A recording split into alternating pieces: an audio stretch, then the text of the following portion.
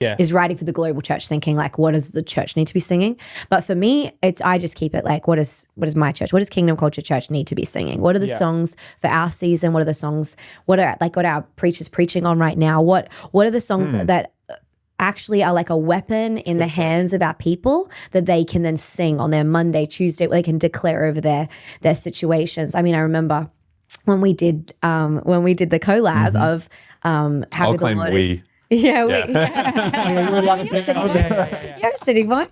I was in the room. City Point Kingdom Culture Worship. I remember that collab came out right around the time that one of the key members, like board members in our church, was battling cancer. Like there was a major health battle going on in his life, and that was he listened to nothing else. That was the only song on repeat. You're under my feet, oh giant. Singing that and just having that, declaring like that faith, and he's healed and well, and it's completely turned around. But you see these songs. It's like, what are the songs for the hospital rooms? Yeah. What are the songs for the infertility clinic? What are the songs for the really hard day in a job that you just see? You see no meaning or end to, but God said to stay. What are the songs for the financial crisis and the crunch? Like what are the songs for the marriage that feels like it's on the rock? And it's like singing songs that are going to be a weapon that they can declare. So I think I write both, because my solo album is not those kind of songs, but I feel like you need both. Yeah, because you also do need songs that are gonna minister to people's hearts and give. The Psalms is diverse. Yeah. The Psalms are in the same passage. You're like, the Psalms are bipolar. Yeah, it's like it is Flip up. That. Stress. It is true though. Like it's. I mean, 1 minute he's praise you, O Lord, and the next minute it's like 1,000 foes they may surround me. Yeah. It's so true. Yeah. I am a worm. Yeah. It's awesome about how you just kind of said like those songs, like you actually don't know who's going to listen to them. Totally. No, and who's going to impact. Like something that really impacted me is sad, but the day that we had our miscarriage is the day that Elevation and Chris Brown released the song Another One, A Miracle. Which one's that one? You going to sing? No, I'm not going to sing it. It's Another One, Miracle? Yeah, Another One's on its way. Oh, another one is on the way. That one? Yeah. Miracle after miracle. Yeah, Miracle. That came out that day. And I remember driving to the hospital to meet Elise. And then that song just got dropped listening to that. And that was just like... sobbing mess. Yeah. That was like another big tension point at me, because I'm like, I really needed to hear that. But then at the same time, it's like I'm also pissed. Me then, yeah, like upset. I'm meant to believe this at the same time. And I just remember like pulling up and just going, no, you need to sing this song. Yeah. Like you need to believe it over your life. Yeah. And then it's like, and then still like walking in so much faith, like, please no. And then it was a miscarriage and everything. So that was like so hard, but it's just like that. I don't think he's ever going to know. They're ever going to know. Say what you will about Elevation and that, but it's like those things where you can meet people and you don't even know. Yeah. So it's like, and it's crazy like how you're like, I don't know if these songs that I wrote for myself are meant to. Yeah. And it's like, but you still release them. And it's like, no doubt that you've probably received so many things from people messaging you as well. And there's probably so many people that haven't, that don't even know you. Yeah. So I think before we even met, Jazz might have messaged you. I told her to. We were going through it and you released that song. I can't remember. Yeah, I think so, yeah. And I was just like, we were both in tears listening to that song. Yeah. You just don't know who it's going to reach. Totally. You don't know. That's before we met. Yeah. I remember similar to you, like listening to Homeward, but it dropped the Friday that I was grieving, IVF just failing. Yeah. And that was Ben Hastings. And I just remember being like, hang on every word you think, because I know you're Ben faithful. Gets me in my feels. So. Yeah. He's got a way of doing it. I know, he's brilliant. He might be next. Should we get him on the pod? Do you know him? I don't. Let's. I'm sure we'll know him. I was like, Cameron knows him. You know a guy. Probably wrote the songs with her. I think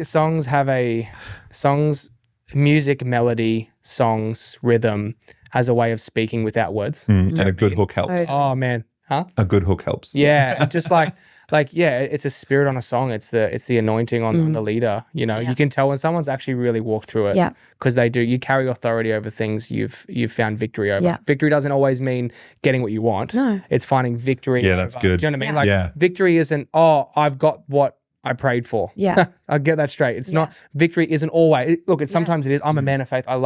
We should pray for the things that we want to see come to pass, but that's not always victory. Sometimes victory comes around the corner and it flanks you and you go, that's actually the victory that I need. Do you know what I mean? And it's a spirit that we carry. Like I was saying at the beginning, like it's a choice not to sit as a victim. Like even, and again, I don't want to say that flippantly in the face of there's been grief. So there is grief. There is space for grieving. But I think grief, I think, sidelines so many people out of their calling as they face these things. And then it's like, it's like, can I get past this with or without the answer to the prayer that I'm praying, the exact miracle that I'm wanting? Can I actually, as you're saying, can I sit in victory because actually he is enough for me? Is that, because we say stuff like that. We say crazy stuff like, Christ is enough for me. Yeah. You're all I want. You're all I ever we're good at lip service. Hey. But I feel like the reality of that. Yeah. We're and that's where I think it's like, okay, like is the victory enough is it something a spirit that I'm going to carry and I'm going to walk in? That it's like, no matter the outcome, actually, he is victorious. Like we know the end of the story. We know the outcome. Like life is a vapor. I think that's the other thing suffering teaches you is this like the shortness of life. That Ecclesiastes talks about life is but a vapor. Ecclesiastes. Yeah. So good. Whereas meaningless. Yeah. It's short. It's so quick. Yeah. Like we get, as you were saying, we get so bogged on so many things that actually like in the scheme of eternity, when we're thinking about like that moment where we stand before God and we give an account of our lives, for me personally, I won't speak to someone else's situation. I'll speak for me. I don't want the grief of what I'm currently walking through to sideline me from the call of God on my life. Like, I don't want to stand before God with his empathy, because he's empathetic. He weeps. He feels my pain, but I don't want to stand before him and say that grief had sidelined me. Yeah, I'm out. I was done. I want to stand there and say, no, like I pressed on towards the prize, like because you are my treasure. You are my prize. Yes, I want kids. Yes, I want all of the things that you've promised. But like, I'm not going to let grief sideline me. And I'm not going to let the other giants that want to raise their head, I'm not going to let that sideline me from what your call is for me. Yeah, very good. That's awesome. What giants are you guys facing right now? Let's get vulnerable. Something for me, which has probably been like more of a realization of something I've been saying a lot of my life. And then like God's just been ministering like, not that like the cheeky, like, do you mean that? I think it's more stirring in my soul. Like, do I mean that? Is like when you say, my life is yours, Lord, give me what you want and you can take it all away. It doesn't matter. Like it is yours. When you actually say that, and I know I've said that a lot and everything, but like lately I'm like, do I accept that? Like if God was to take everything from me, because he's like, no, that's done.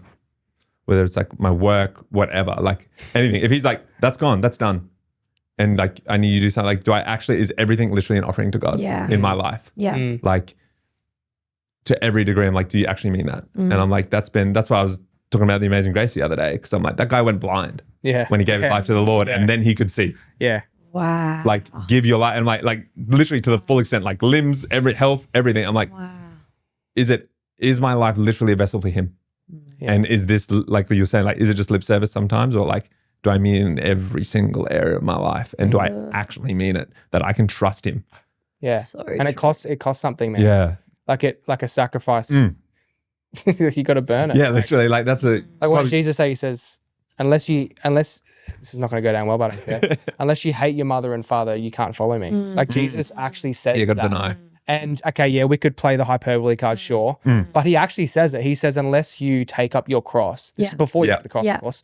Unless you take up your cross and follow me, unless you die, you can't have life. Yeah. Crazy. You actually have to die first. Yeah. So Jesus is insane. Totally. Personally. If you take it at face value, he's insane. That's a good clip. Jesus is insane. Yeah. Secondly, C.S. Lewis says that. Yeah. It's either crazy or the Son of God. You can't ditch the moral teacher. You can't. You can't be a good moral teacher. A good moral teacher doesn't say, like, in comparison to me, hate your mother and father, like whoever. Well, that's what I mean before when I said, like, I love that side of Jesus, because actually I see that far more. That side who is just like straight down the line. Unless you die, you won't live. Yeah. Unless you give up your life, you will lose it. Yeah. You know, and